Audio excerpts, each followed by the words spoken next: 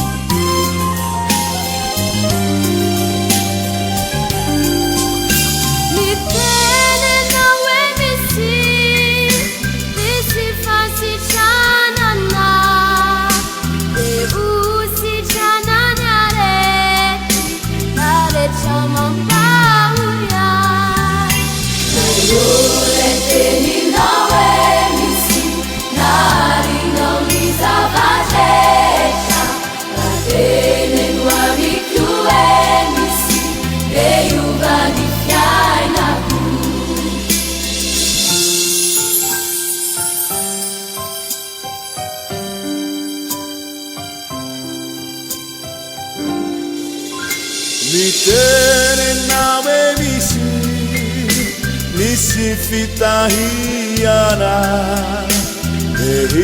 sandratra ny fiainako maovoninahitra teninao misy narinao ny zava-drehetra teneno amiko misy teiova ny fiainako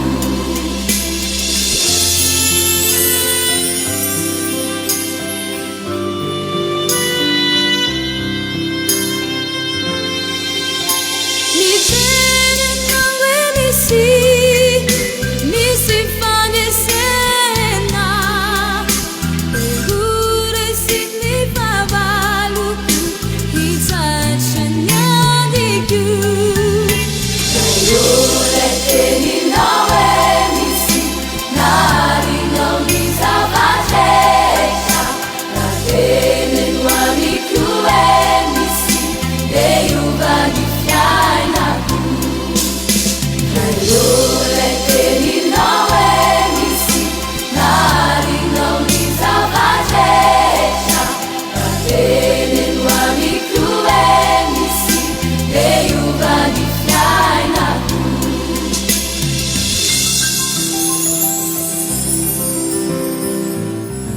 Tompo, tsy mendrika hidiranao ao ambany tafotranoko fa mitenena ihany dia ho sitrana ny mpanomponao Jehova raiko ilay teninao hoe misy izay naharianao ny zavatra rehetra Jesosy Kristy Tompo ilay paikonao nanao hoe mangina mitsahara izay nampitsahatra ny tafiotra sy ny onjan-dranomasina ireo dia inoko fa ampiampilamina ny fiainana koa mitenena aoka tsy ho resy-tondromaso fa mino sy matoky anao mino sy matoky ny teninao ianao ilay tsy miova maty sy mio ary mandrakizay amin'ny anaran'i Jesosy amen.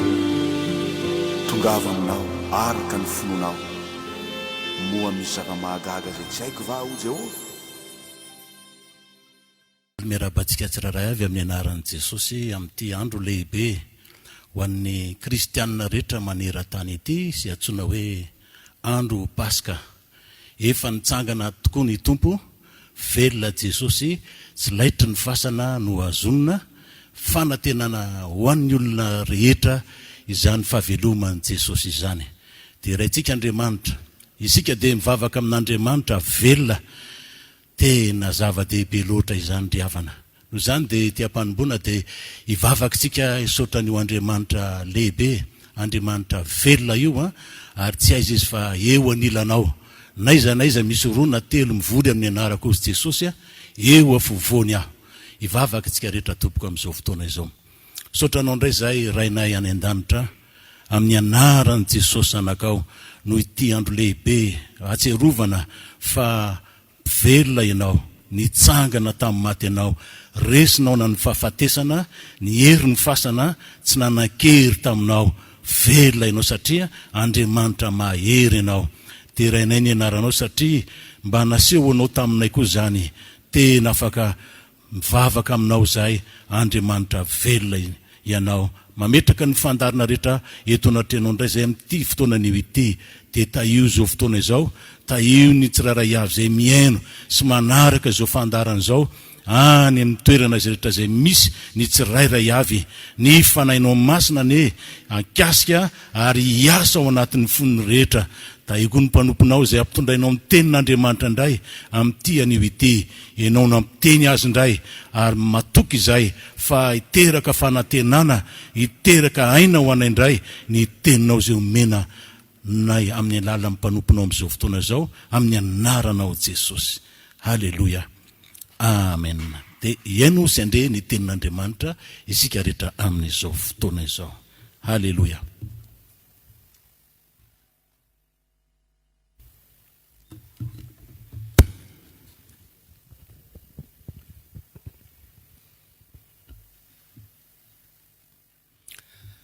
Halleluja. Faly miarabantsika rehetra izay manaraka hatrany ity fandarana ity ny tenanay. Faly ihany koa miarabanao izay tratry ny fetin'ny Paska, Paska kristianina, tena andro firavoravoana lehibe, fotoana hijerena izay nataon'Andriamanitra ho antsika, fotoana hifaliantsika satria nitsangana tamin'ny maty Jesosy Tompo. Ny Baiboly dia miteny hoe maty ho antsika Kristy, nalevina izy ary nitsangana tamin'ny maty. Izany dia toy ny milaza hoe nanandrana fahafatesana fotsiny ihany izy. Ny Tompony hamangy ny olona rehetra naiza toerana misy azy. Tena miarabanao koa ny tenako, tonga soa amin'ny fiainona ny tenin'Andriamanitra ianao amin'izao fotoana izao. Anio aho dia anambara aminao ny vaovao mafaly momba n'ilay Andriamanitra velona izay vavantsika. Paoly ny teny hoe fantatro izay inoko. Tsara ny mahafantatra izay inona. Raha mino an'Andriamanitra isika, dia tokony ho fantatsika izy. Te laza aminao ny vaovao mafaly momba an'Andriamanitra aho. Tena tiako mihitsy ianao afantatra an'Andriamanitra. Vavaka aho mba ho tonga amin'ny fahalalana an'Andriamanitra marina ianao. mivavaka koa aho mba ho tonga amin'ny finoana an'Andriamanitra ianao. Ny loha-hevitra izay ambarako aminao eto amin'ity anio ity dia ny hoe Mahay Andriamanitra. Toriteny fideranan'Andriamanitra izy ity. Toriteny fankalazanan'Andriamanitra izy ity.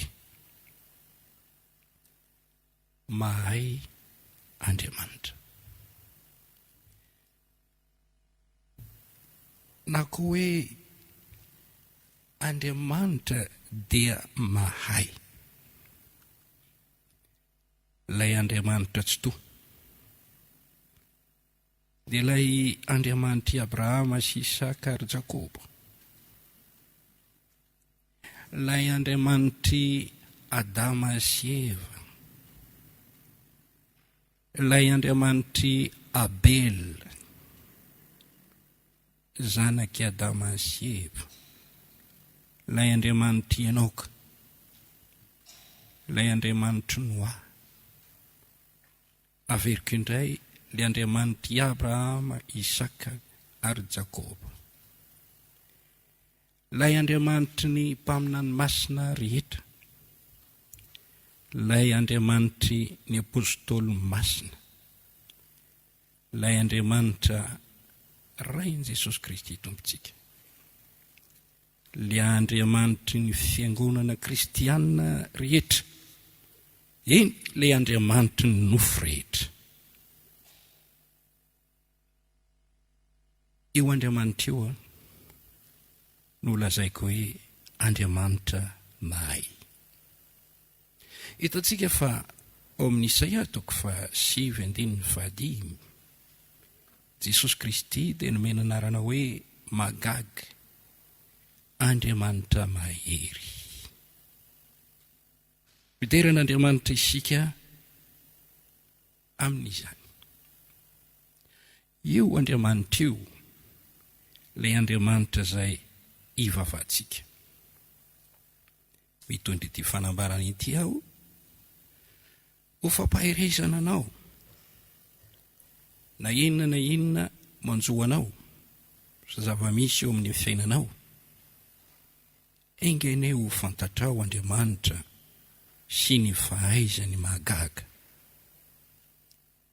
Mba hikinanao aminy, mba hitokinao aminy, mba hivavanao aminy, amin'ny anaran'i Jesosy. Mahay Andriamanitra. Hoy Joba ao amin'ny bokiny, Joba 2:2, fantatro fa hainao atao ny zavatra rehetra, ary tsy azo ferana ny fisainanao. Izany dia toy ny miteny hoe tsy voafetra ny fahaizanao. Izany no farisian-dahatra Joba. Engene mba iombona amin'ny Joba isika, ka hiteny amin'Andriamanitra hoe Andriamanitra, hainao atao ny zavatra rehetra. Mahay Andriamanitra.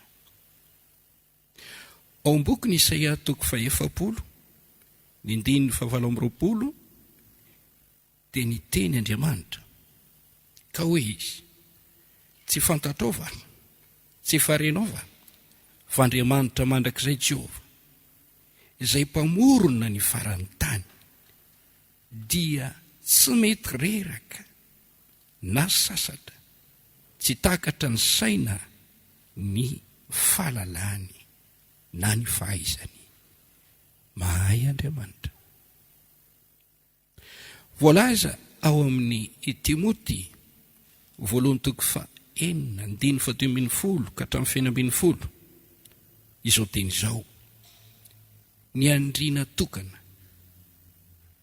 sady finaritra, andriana finaritra sady tokana, mpanjaka ny mpanjaka sady tompony tompo, izy ihany no manana ny tsy fahafatesana.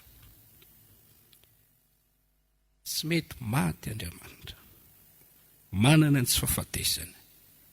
Andriamanitra ny fiainana izy, dia raha ho Andriamanitra. Voambara koa fa Andriamanitra tsy miova izy io. Ao amin'ny Salamo 4:5-20 ka hatramin'ny 7:20. Tsy mety levina, tsy mety tota, maharitra, tsy miova. Ny taona ny tsy tapitra, mandrakizay Andriamanitra. Hebreo 1:12-20, ary amin'ny Isaia 4:4, tsy miova Andriamanitra. Malakia 3:7-1, zao Jehova ny tsy miova. Hebreo 3:12-15, Jesosy Kristy no tsy miova, omaly anio mandrakizay.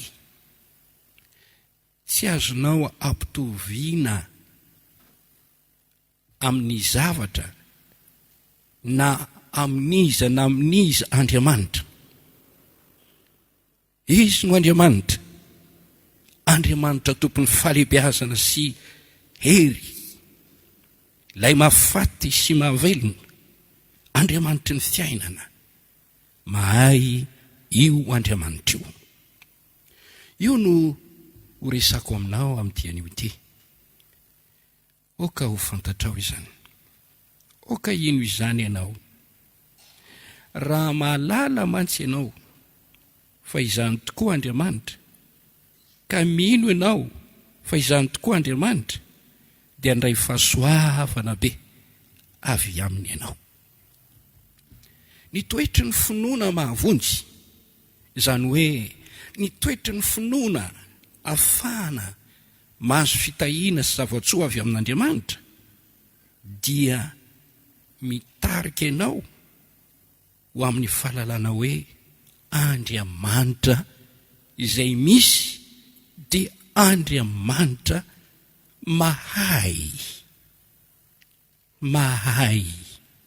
Oka orinao zay tezay hoe mahay Andriamanitra, sady toy ny mandre atsofoko foana hoe mahay Andriamanitra. Ary tiako koa ianao andre feo avy eo kavianao, avy eo kavananao manao hoe mahay Andriamanitra. Za mety voafetra ny fahaizako, ianao koa dia mety voafetra ny fahaizanao, ny mahay koa dia mety voafetra ny fahaizany. Fa tsy mba tahaka izany Andriamanitra, mahay Andriamanitra. Ilaza teboka 5 aho ao anatin'ity fanambarana toko ity. Voalohany, ireo teny milaza fa mahay Andriamanitra. Jereo ao amin'ny Jeremia 2:3-7. Ny teny Andriamanitra hoe, zao no Jehova Andriamanitra nofo rehetra, moa misy zava-mahagaga zay tsy haiko va? Na koa hoe moa misy zavatra sarotra loatra zay tsy haiko va? Marka 2:7-7. Raha amin'ny olona dia zavatra sarotra sy tsy hainy izany, fa tsy mba tahaka izany amin'Andriamanitra, fa ny zavatra rehetra ay atao. Lioka 2:7-7, fa amin'Andriamanitra ay atao ny zavatra rehetra. Lioka 2:8-7, amin'ny olona misy zavatra tsy hay atao, fa tsy mba tahaka izany ao amin'Andriamanitra, fa amin'Andriamanitra ay atao ny zavatra rehetra. Tsy adikevitra izany ry havana, mahay Andriamanitra, izany no maha-Andriamanitra azy. Te handresy lahatra anao amin'ity anio ity hoe mahay Andriamanitra.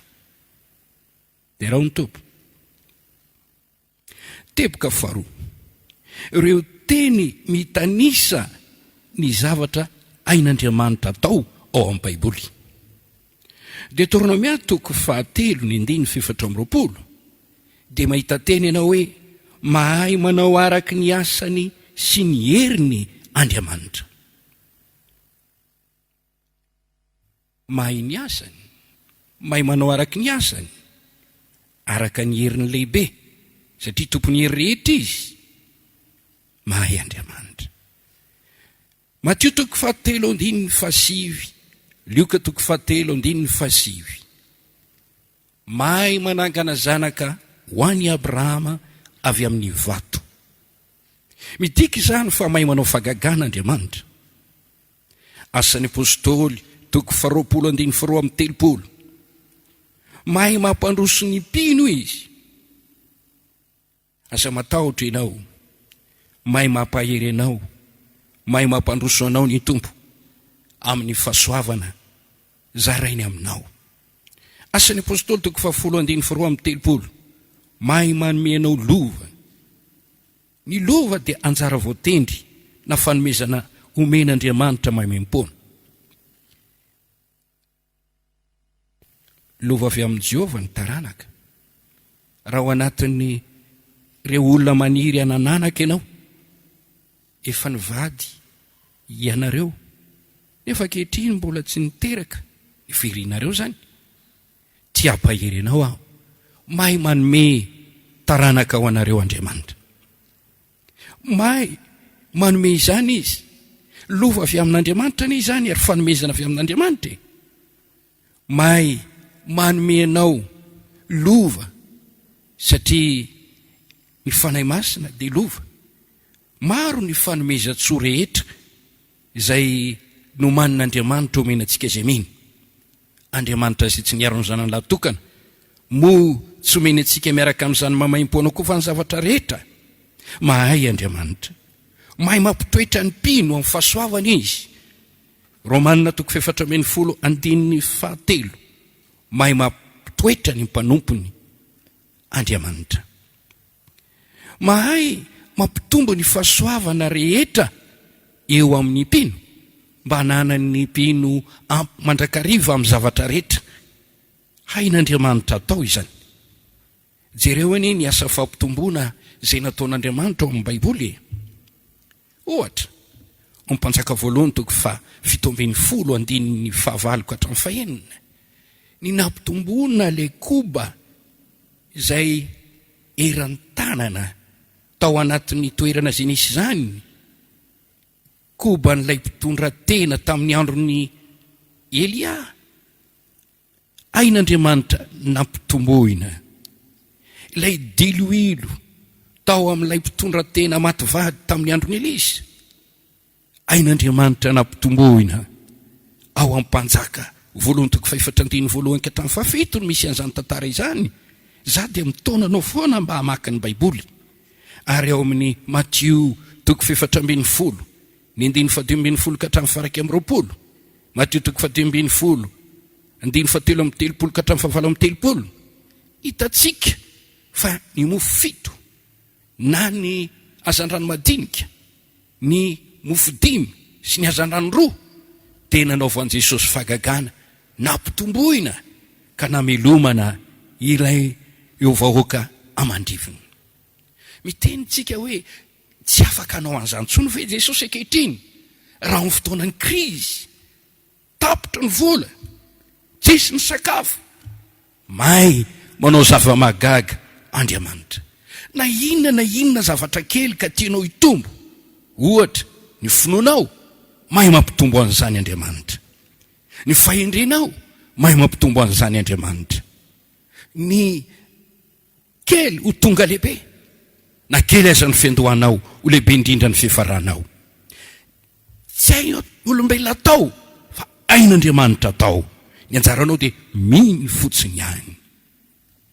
Andriamanitra mahay manova zavatra. Hitatsika ao amin'ny Mpanjaka 2:2-7-20.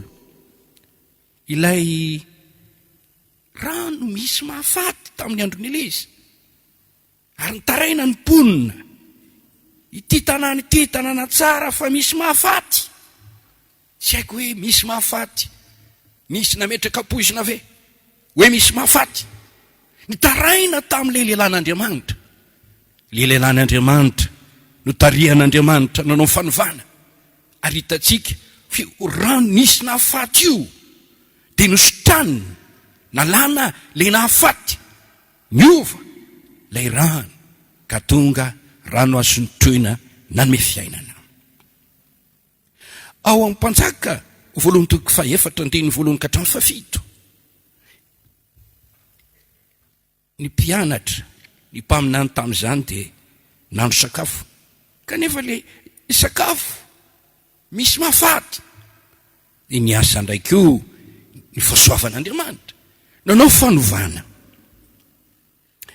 Tiako mba ho fantatry ny olona mihitsy hoe zany Andriamanitra zany ene, mahay ene zany e, mahay manova zavatra ene zany e. Vakiny kristianina rehetra Jesosy Kristy nanovany rano tonga divay ao amin'ny John 2:1-9 rano novany tonga divay. Nampiseho ny fahaizany manova zavatra ny Tompo.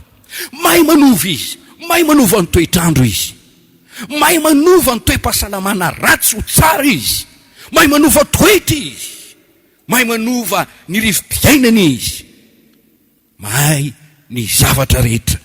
Andriamanitra mahay manao zay nolazainy. Raha misy teny no teneniny na mpanantenainy fa ataony na firy teny fikasan'Andriamanitra dia ao aminy eny sy amen. Rehefa miteny izy hoe zao no Jehovah Andriamanitra ao, zany ho mpamonjy fa tsy misy hafa, mijery ady ho vonjeny ianao, marina izany. Ainy no mamonjy, tsy miteny foana akory izy na mampanantena pokaty. Romanina 4:2-20 ny finoany Abraham nandraisan'ny fahagagana na fa nizy mivady niteraka na dia fa lahy antitra azy saravatiny, lahy antitra azy Abrahama ary vavy antitra saravatiny. Nino ny tenin'Andriamanitra izy? Izao mantsy ny finoany zay nolazain'Andriamanitra taminy dia ain'Andriamanitra tanterahana. Mahay manao zay nolazain'Andriamanitra. Tanao amin'ny tenin'ny Andriamanitra riavana. Rehefa niteny izy hoe ho avako no manompo an'Andriamanitra sy ny tsy manompo ahy, ho hitanareo ny fahasamihafana, tazomo zany tenin'Andriamanitra izany. Rehefa niteny Andriamanitra hoe hiaro anao aho, dia tano zany tenin'Andriamanitra izany. Halleluja. Mahay mamantatra ny fikasan'ny fo, mahay mamantatra ny heritreritra. Hebreo 4:15 mahay ny olona rehetra, mahalala anao, mahafantatra atsika Andriamanitra. Mahay ny zavatra rehetra izy, satria tompony hery rehetra izy, tompony fahendrena rehetra izy, tompony fahaizana rehetra izy. Sombitsombony ihany ny fahaizan'olombelona sy ny fahendren'olombelona, na dia mampitola gaga aza izy reny amin'ny fahaizany zavatra maro, ary mideran'Andriamanitra isika ny amin'izany. Fa Andriamanitra ny loharano ny zavatra rehetra, mahay zavatra mahagaga tsy takatra ny saina. Hebreo 3:17 Jesosy Kristy tsy miova omaly an'io ary mandrakizay. Mahay zava-miafina, anazy ny zava-miafina. Deutéronomia 7:20 mahay manao mihoatra. Ty mahafinaritra mihitsy ty andinitsoratra masina ity zay vakiko aminao, ary tiako ilentika tsara ho azotsika tsara mba ho fampaherezana ampitombony finoana. Halleluja. Jerentsika ao amin'ny Efesianina 3:3-20. Izao no voalazany soratra masina. Ary ho an'izay mahay manao mihoatra noho ny zavatra rehetra. Jereo tsara. Ary ho an'izay mahay manao mihoatra noho ny zavatra rehetra. Eny mihoatra lavitra noho zay rehetra angatantsika sy averintsika aza araka ny heriny zay miasa atao amintsika. Mahay manao mihoatra noho ny zavatra rehetra. Raha maka ny Baiboly ianao dia ireo no anisan'ny toko sy andininy zay apahany mitanisa fa mahay zavatra Andriamanitra ary ainy ny manao ireo. Eo amin'ny teboka 13 vavolombelona manapirofo fa mahay Andriamanitra, na ireo asa nataon'Andriamanitra manapirofo fa mahay Andriamanitra. Dia io ane evero tiako hiaraka amiko ianao raha mandinika ianao ny namoronan'Andriamanitra nyty zao tontolo zao ty, namoronan'Andriamanitra ny lanitra sy ny tany ao amin'ny Genesis 1 hitanao ao amin'ny toko faharoa hitanao ny namoronan'Andriamanitra ny olombelona. Tsy nisy ninina ne teto amin'izao tontolo izao. Tsy nisy ninina teto aminao.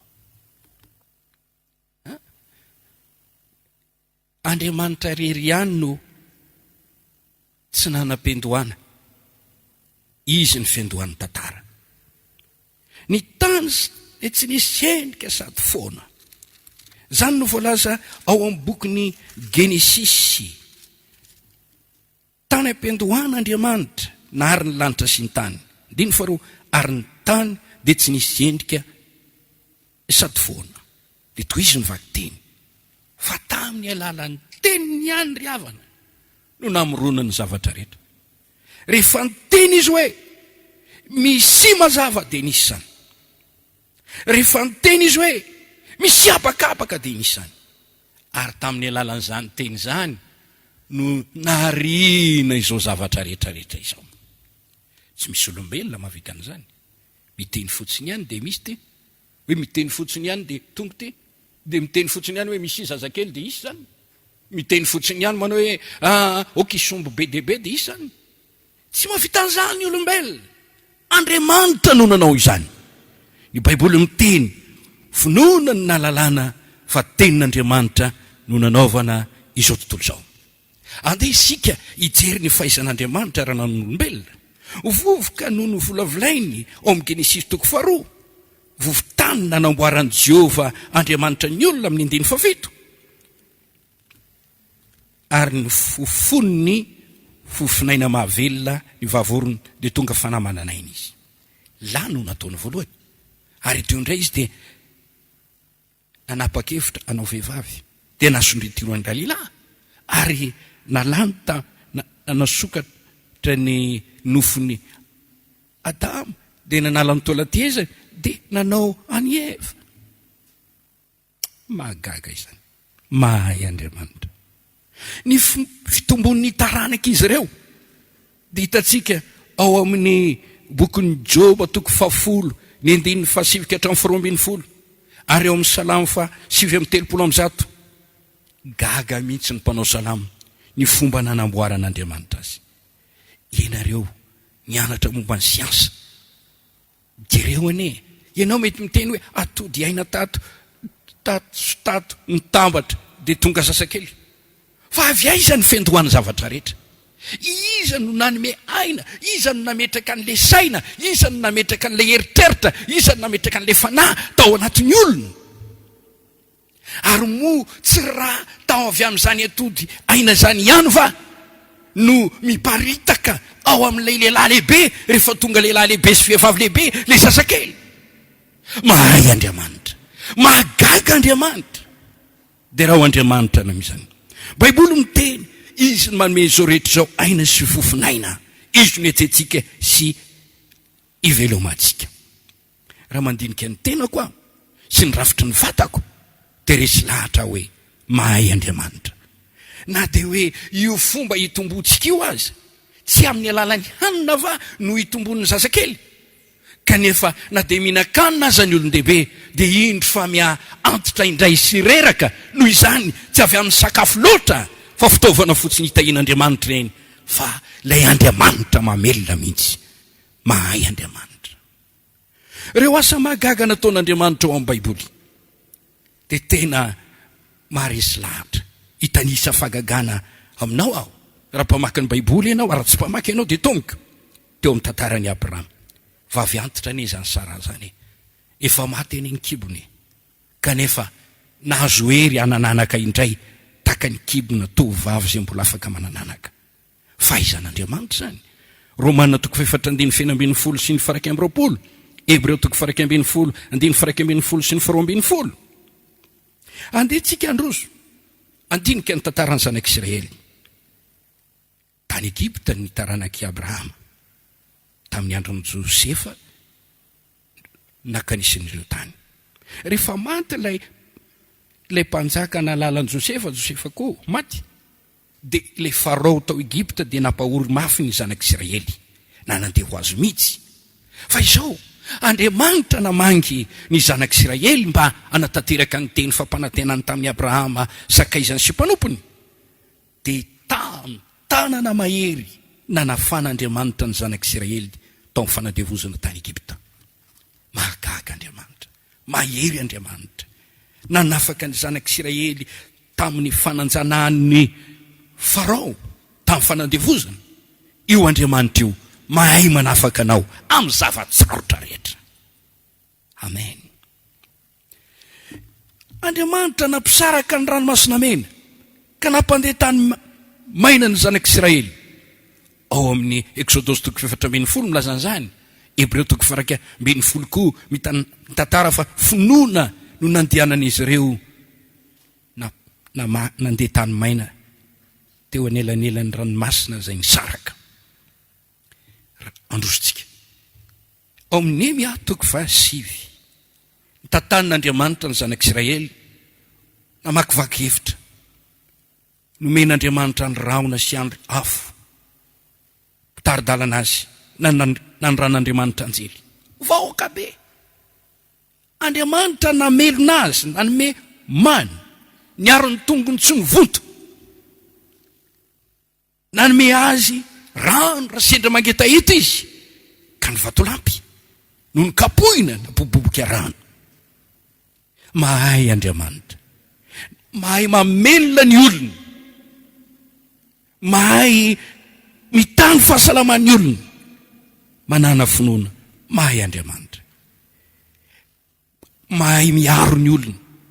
Andehitsika ijery ny tantarany Daniela ao amin'ny Daniela 9 indimy 7 ka hatramin'ny 17.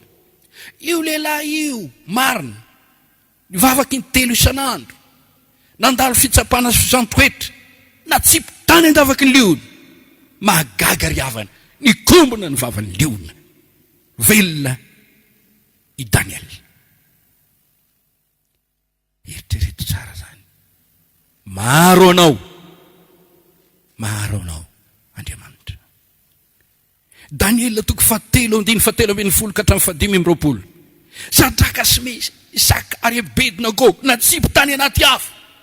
Fa tsy mahay. Tena ohatrany hoe olona mahagaga.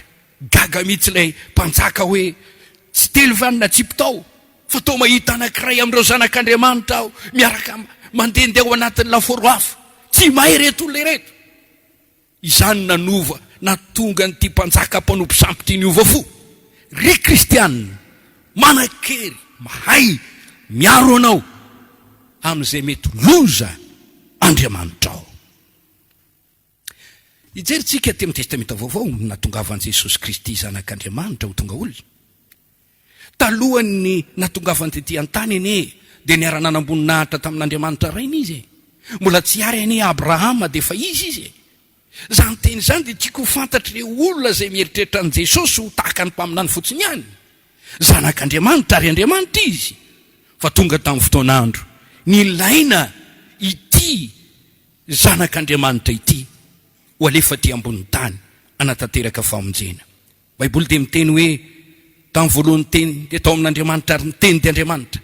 Teny tonga novoka nona tamintsika manambarany amin'i Jesosy io. Ny filazantsarany Jaona 1:9 ka hatramin'ny 4 ary ny 4:10. Timoty 1:7-9.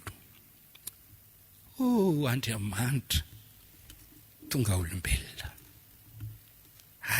Fahagagana manao. Tena tsy takatra ny saina eritreretina zany ry havako. Ary ny Baiboly dia miteny manao hoe io fahamarinana io dia tiany anjely hodiniana. Mandinika an'io ny anjely fahaizan'Andriamanitra io. Ny zava-mahagaga hita teo amin'i Jesosy satria izy dia natao hoe mahagaga ny asa nataony tetỳ ambonin'ny tany. Jereo tsara ao amin'ny testamenta vaovao. Nanao zava-mahagaga ty Jesosy ty. Nampiseho ny heriny teo anoloan'ny tafio-drivotra sy ny ranomasina izay nanonja. Teniny fotsiny nampanaky an'ireny. Ny teniny nampahazo asan-drano amin'ny Petera. Ny teniny namohan'ny devoly ka nandroaka devoly teo amin'ny olona izay nisy devoly. Ny teniny nanasitrana mararomaro ary vokatra. Jamba mahiratra, mona amin'ny teny. marenina mandeha ny klemaina afaka zany rehetrarehetra zany dia mitory fa mainy zavatra rehetra Andriamanitra. Hitanao zany raha mamaky ny filazantsara ianao. Ny Asan'ny Apôstôly 2:2-2 ary Asan'ny Apôstôly 2:10-7. Ny asa mahagaga izay ataon'i Jesosy ankehitriny ho ahy manokana nanao zava-mahagaga teo amin'ny fiainako Andriamanitra. Mpanota taloha, tena mpanota, niaina tamin'ny faotana maro. Fa nianatra ny ray aman-dreny tsy nahendry ahy, tsy nanova ny foko, tsy nafaka tamin'ny fisotrotoka, tsy nafaka tamin'ny fitenenan ratsy. Jesosy no niasa. Rehefa nahafantatra azy aho ka nibebaka ka nandray azo tompoka sy mpamonjy ny fiainako manokana, navaozina ny fiainako, afaka tanteraka tamin'izany erin'ny faratsiana izany. Ary zary havana dia mahita ny asa ataon'io Jesosy io, ary zany tsy alako mihitsy amin'ity fitoriteny ity, satria tena mahasoa ny olona izy ity. Fitoriana ny filazantsara, herin'Andriamanitra famonjena azy miny. Olona maro no nandray fanafana tamin'ny asa ratsy, niova toetra, niova fo, niala tamin'ny fifona rongony, tamin'ny asa maloto, mpamono olona tsy mamono olona intsony, mpamosavy tsy mamosavy intsony, niova tanteraka. Raha misy olona amin'ny Kristy, olom-baovao izy, lasa ny zavatra taloha ndao tonga vaovao ireo. Ry kristianina miainao ankehitriny, motsy gaga venao, tsy miaiky ny fahaizan'Andriamanitra venao, nanovanao an'izy, indro ianao olon-dratsy taloha, tonga olom-baovao ianao ankehitriny, mahita mazava, manana fiadanana, mahatsapa mihitsy hoe sambatra miaraka amin'ny Jesosy tokana ihany. Mahay Andriamanitra, mahay Andriamanitra, manakery anovana ny mpanota. Raha mbola mpanota ianao miainao ankehitriny, tiako no mitonanao, mahay manovanao Andriamanitra, mahay manalanao amin'ny toetra ratsinao io izy, mahay manafaka anao amin'ny heriny maizina rehetra izany Jesosy zany. Andriamanitra mahay izy. Andehantsika androso fa Jesosy Kristy dia nombona teo amin'ny azy fijaliana.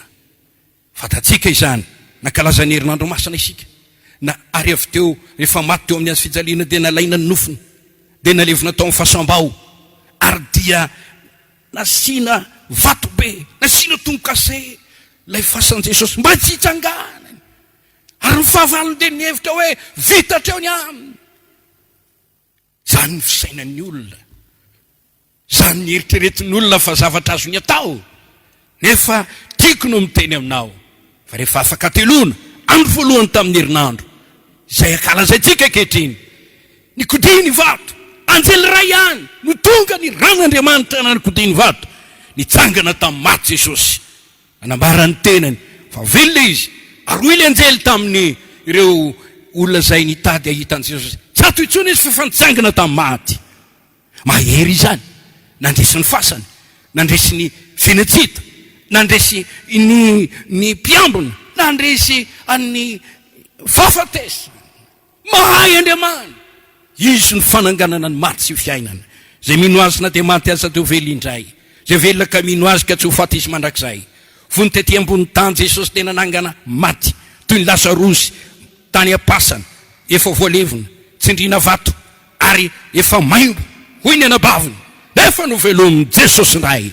Mahery Andriamanitra, tsisy sarotra amin'Andriamanitra. Mampahery anao aho, aza mamoy fo mihitsy, fa raha misy zavatra aretina tsy vitan'ny olombelona na dokotera mahay tany hoany, raha misy zavatra tsy vitan'ny olombelona, tiako no mitona aminao fa vitan'Andriamanitra izany. Andriamanitra mahagaga izy, mahay ny zavatra rehetra izy. Taoriana ny fitsanganany tamin'ny maty dia niakatra velona ny an-danitra izy. Mba iza moa niakatra velona ny an-danitra na dia olona malaza indrindra teto amin'ity tany ity azy. Maro ny olona mahery sy ny gagana profesera, igagana mpanao simi malaza, nefa maty ao am-pasana mandraka ankehitriny. Fa tsy mba tahaka izany Jesosy, nitsangana tamin'ny maty, niakatra velona ny an-danitra. Tiako ny kristianina alalany amin'izany, haheriny amin'izany, ary ankehitriny ao an-tanakavanany ray izy, velona, manana ny fanalidiny fahafatesana sy ny fenatsita araka ny fanambarana toko voalohany 7:20. Magaga fa manatrika ny fivorian'ny olona mivory amin'ny anarana izy. raha misy roa na telo nareo ao atokantrano ao miara-mivavaka, manatrika anareo ny tompo. Nampananteny izy fa omba ny olony, tanterany zany. Mampananteny izy fa tsy amelareo kamboty, tanterany zany. Ary hainy atao izany. Izy ko dia niditra ao anatin'ny fon'ny mpino azy. Fagagana manahoana. Na firy kristianina maneran-tany, na eny amin'ny lavitrisa maro aza, ka tena mpino mariny. Jesosy velona ao anatiny, monina ao anatiny. Izy rehetra sady miteny hoe manana an Jesosy monina atao anatiko ao, ary Kristy ao anatinareo ny fanantena ny voninahitra. Raha misy tsy manana an Jesosy Kristy ao ambony, dia tena mbola tsy mpino marina izany. Dia nio ny tenanareo na mitoetra amin'ny finoanareo na tsy. Zao toetra ao anatinareo Kristy, raha tsy olona ny laviny ianareo. Hoy Paoly, miaraka avao amin'ny Kristy amin'ny azo fijaliana ao, tsy zaho tsony no velona fa Kristy ny velona atao anatika. Fagagana izany. Zaho manana an Jesosy, ny rahalahy manana an Jesosy, ny anabavy manana an Jesosy, pastera manana an Jesosy, rehetra kristianina rehetra manana an Jesosy Kristy velona ao anatiny, ary ny fiaina an Jesosy mikorina eo aminy. Jesosy Kristy manome ari-pasoavana be dia be tsy tambosaina, afaka mitanisan'izany isika. Fanasitranana, vaolana, fisandratana, voninahitra, fanomezam-pasoavana, fanantenana, fandovana fiainana mandrakizay, fatsapana, vitsom-panana, ananany tena kristianina mahay Andriamanitra. Mahay Andriamanitra. Halleluja. Fantatrareo ny fahasoavan'i Jesosy Kristy, na tena nakarena azy izy, dia tonga nalahelo ampanakarennareo amin'ny fanitrany. Manakarena omena zay rehetra miantso azy izy, tsy menatra zay rehetra miantso azy. Hoy aho hoe mahay Andriamanitra, mahay Andriamanitra. Minoy ianao fa mahay Andriamanitra. Eto anefa dia somary resaka kely zavatra atao mifanotra amin'ny zavatra lazaiko. Reto misy zavatra tsy hain'Andriamanitra tao. Ino ianao? Na dia mahay ny zavatra rehetra Andriamanitra ry havana. Ohatra ny vaovao mampitanondrika sy mampalahelo ny zavatra teneniko aminao. Izy tsy mahay mamela ny heliky ny olona izay miteny ratsy ny fanamasina. Tsy mahay mamela ny heliky ny olona izay manohatra ny fanamasina. Tsy mahay mamela ny heliky ny olona izay maniratsira ny fanany fahasoavana. Tsy mahay mamela ny heliky ny olona izay manitsakitsaka ny ra Jesosy zay troina fa manadio sy manafaka. Raha misy olo itroina ny filazantsara nefa maniratsira, tsy mino, tsy mandray, tsy zavatra hain'Andriamanitra. Inona moa no azony, inona moa ny azony dokotera atao rehefa tsy mandray ny fanafody ny marary? Misy azo atao ve? Inona ho azo atao? Rehefa ny olona mangeta eto no mena rano tsy misotro, tsy zavatra azo atao ny zany. Ka namahy ny zavatra rehetra Andriamanitra, dia tsy ho hainy mihitsy ny mamela ny helikao raha miteny ratsy ny fanamasina ianao. Zany no itenena ny soratra masina hoe azo famela-keloka ny olona amin'ny ota rehetra sy ny fitenena ratsy rehetra na miteny ratsy ny zanak'olona aza, fa tsy azo famela-keloka ny olona miteny ratsy ny fanahy masina sy manohatra ny fanahy masina. Mifona amin'Andriamanitra ary mivavaka ho anao mba tsy anisan'ny mpiteny ratsy ny fanahy masina ianao. Indrindra ianao manao ate milaza hoe tsy misy Jesosy anganangana ho faty amin'ny fahotanao ihany ianao. Tsy hain'Andriamanitra ny mamela ny helikao na dia mahay ny zavatra rehetra azy. Zavatra anankiray koa tsy mahay manafoana ny safiditsika olombelona izy. Diso fe izy amin'izany. Andriamanitra nanan'olombelona hanana safidy. Soanao io. Ianao rery ny tompony safidy amin'izay ampiasainao ny safidinao, na inonao an'Andriamanitra, na inonao any devoly, na inonao any sampy, na inonao andry. Anao io. Ianao no manana ny fanalahidy ny tranon'ny fiainanao. Raha mela olona hiditra ianao na tsy amela olona hiditra, Jesosy tsy mba manao amboletra. Mitsangana ao baravarana izy ka mandondona. Raha misy mihaino feony dia hiditra izy. raha sokafanao ny varavarana tsy mahay mana foana ny safidinao Andriamanitra. Zany eny nyteneny Jerosalema impirimo ny tanangonanao tahaka ny fomba nyrenako ny zanany eo ambany elany fa tsy nety anao, tsy nety anao. Matio 7:7. Mba manontany anao ampiasainao amin'ny inona ny safidinao? Safidy tena tombontsoa be io, olona nomena safidy anao. Ampiasainao amin'ny za mitaona anao sy mandesina miangavy anao raha lehilahy sy vehivavy ampiasao ny safidinao itiavana ny tompo. Manaraka izany tsy mahay manampy ireo olona mikikitra amin'ny tsy finoana izy. Ao Matio 7:7-5 Marka 9:1 ka hatramin'ny 9:5 tsy nanao asa lehibe teo izy noho ny tsy finoana, tsy afaka hoy soratra masina. Afaka miteny zavatra maromaro ireto indray dia mahafinaritra, tsy mahay mandangy Andriamanitra. Vaovao tsara izany. Matoky azy ianao, tsy mahay mamitaka izy. Tsy hamitaka anao mihitsy izy, tsy hamitaka anao mihitsy ny Baiboly. Amen. Titos 2:5. Tsy hain'Andriamanitra zany mamitaka zany. Tsy hain'Andriamanitra koa zany tsy mity anao zany. Tiany anao fa ianao tsy tia azy. Andriamanitra fitiavana izy. Fitiavana mandrakizay noho ny tiavana antsika. Jereo ny fitiavan'Andriamanitra anao manome aina anao. Jereo ny fitiavan'Andriamanitra anao manome fofinaina anao. Jereo ny fitiavan'Andriamanitra antsika mamposaka ny masoandro. Jereo ny fitiavan'Andriamanitra antsika mbola maharitra ny lanitra sy ny tany mandrakaketiny. Jereo ny fitiavan'Andriamanitra antsika manome antsika fahalalana mba hikarakaratsika ny tenantsika. Avy izy amony fahaizan'ny reny manao avion, reny rehetrarehetra manampy antsika solotsaina isan-karazany reny. Manome fahaizana ny dokotera, fitiavan'Andriamanitra izany. Na dia tsy tian'Andriamanitra sy tsy mpanota aza dia mahazo tombontsoa amin'izany. Tsy hain'Andriamanitra ny tsy mity. Tia antsika izy. Tiany foana isika. Fa isika ny tsy tia azy. Tsy hain'Andriamanitra ny tsy manampy ianao raha mino azy ianao. Tsy hain'Andriamanitra ny tsy mamaly ny vavaka ataonao raha tena mivavaka amin'ny fonao rehetra ianao. Vonona izy hainy vavaka. Anjaranao ny mieritreritra izany hitsahatra ao Andriamanitra dia hitatsika fa mahay ny zavatra rehetra. Eto am-pamarana anao dia hiteny hoe ry havanao, Andriamanitra mahay no nitoriako taminao. Tiako fantatrao fa mahay Andriamanitra. Andriamanitra mahay ry kristianina no Andriamanitra ivavahantsika. Andriamanitra mahay le Andriamanitra tokoitsika. Tiako ianao iny izany, tadiavo amin'ny fonao rehetra izy dia ho hitanao. Afaka hanampy ianao amin'ny fomba tsy takatra ny saina io Andriamanitra io. Halleluja. Tsy fantatro izay olana misy eo amin'ny fiainanao ankehitriny, zava-manahirana anao ankehitriny.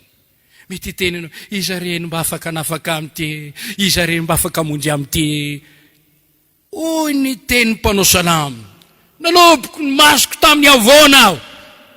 Aiza ny famonjena, aiza ny avy ny famonjena. Hoy izy mieritreritra, nijery ny tendrombohitra, aiza ny famonjena avy amin'ny Jehovah mpanao ny lanitra sy ny tany. Misy famonjena ho anao ao amin'Andriamanitra.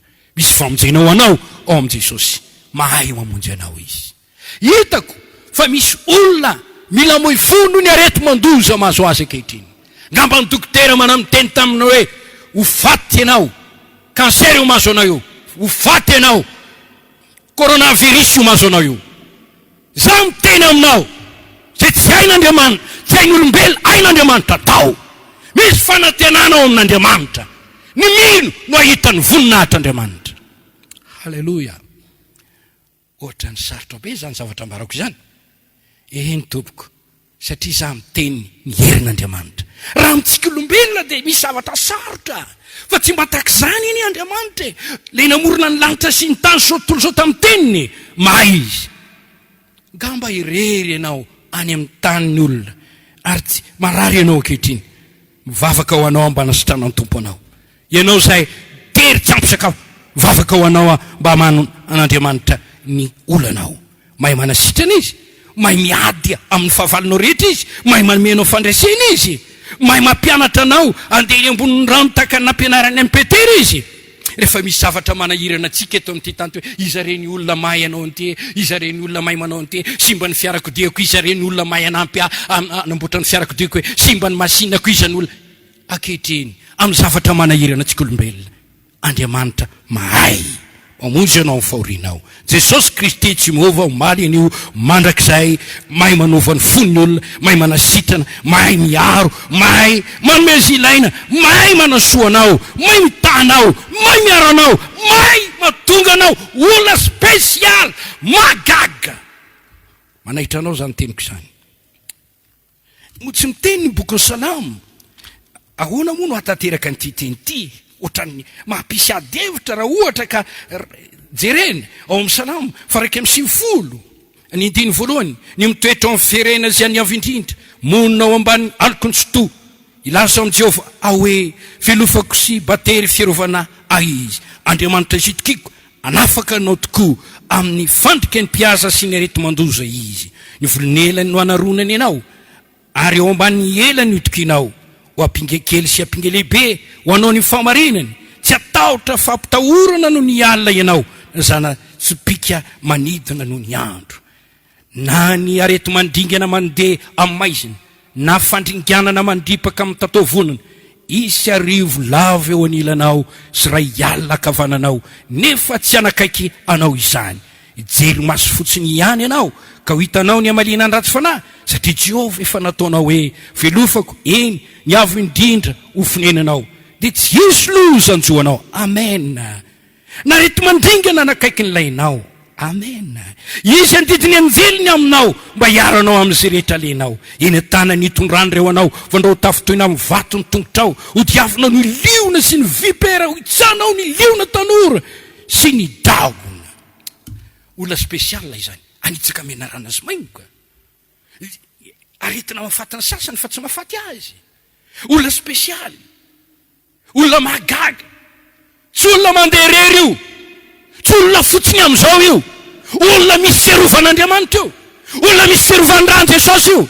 Ankehitriny mitokia amin'Andriamanitra fa izy anao olona mahagaga. Ao amin'ny Isaia 7:7, maky ny afo anao fa tsy ho may, maky ny ranobe anao fa tsy ho safotra. Iza koa ny olona andeha maky ny afo ka tsy ho may e? Tsy may, kitsaoany eny vainafo fa ho may ianao e.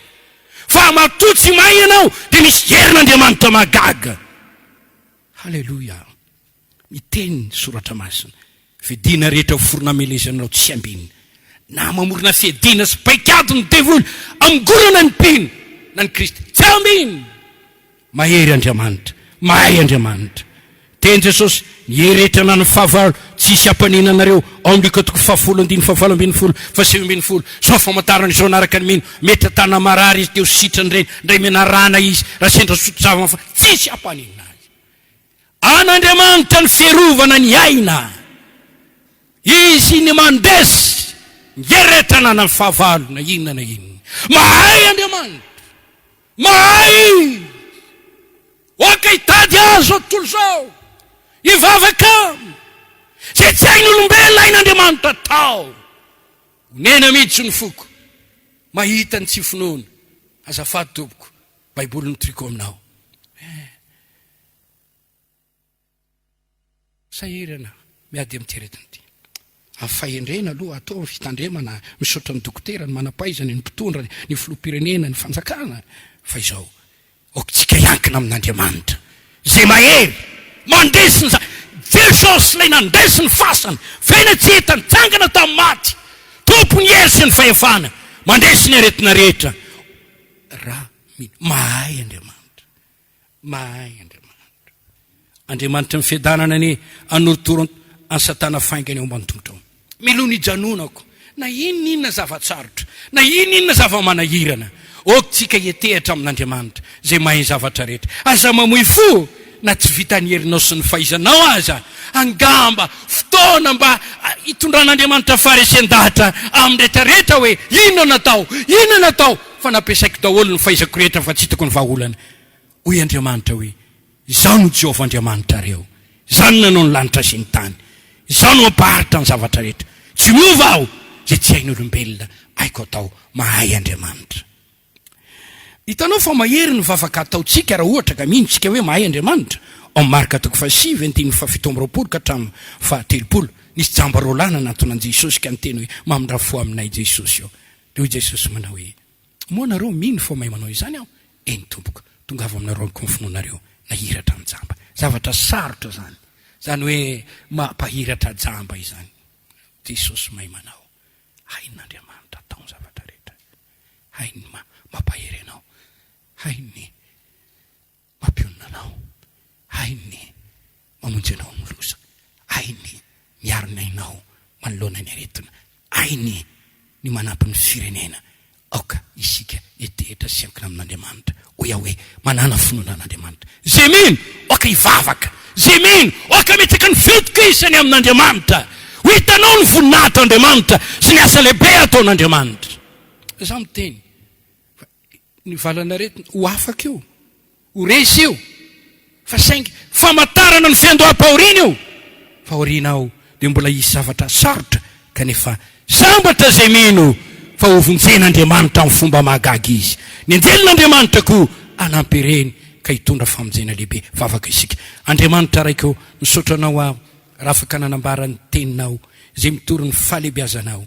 Izay dia mino fa misy Andriamanitra ary zany Andriamanitra inona izany dia Andriamanitra tompony lanitra sy ny tany mba mijery eo aminy, tompony herirehetra sy ny fahaizana rehetra ary mpamela heloka sy mpamindra fo. Ankehitriny mivavaka tompo, tario ny olona lalanao, ampio ny olona fantatra fa mahay zavatra rehetra ianao. Ampahirezo ireo kely finoana alana finoana mahery mba fantany fa mahery Andriamanitra, mahay manao zavatra mahagaga tsy takatra ny saina anampiana sy amonjena azy, indrindra anymy azy fiainam-baovao. Oka ny fanamasina iasa amin'ny alalan'izany teny izany hitondra fitahina ho an'izay nandre. Mba andohalika aminao Jesosy eo ny lohalika rehetra ary ny lela rehetra hideranao fa ianao ny tompo sy mpamonjy Andriamanitra velona afaka mamelona na ihany koa. Ny anarany ovako izany vavaka izany ho tahinao aniny olona misaotra tompo. Amen.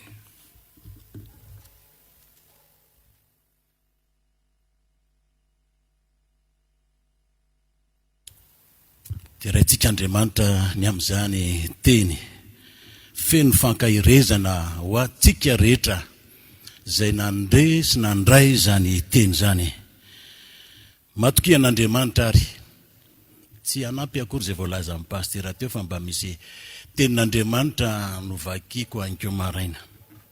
Salamo 2:25 ireo rainay nitoky taminao na toky izy ireo ka nanafaka azy ianao.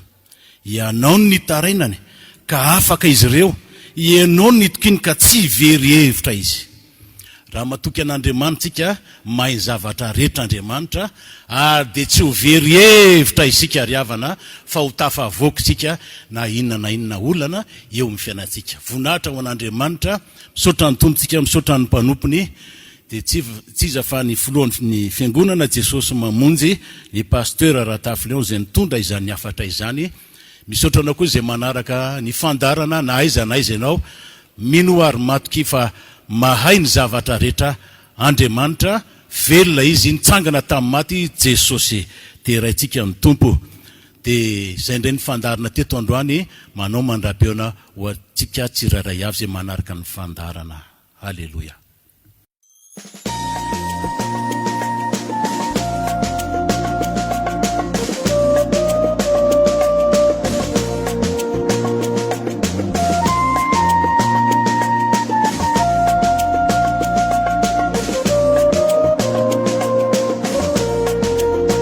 Fandaharana atolotro ny fiangonana Jesosy mamonjy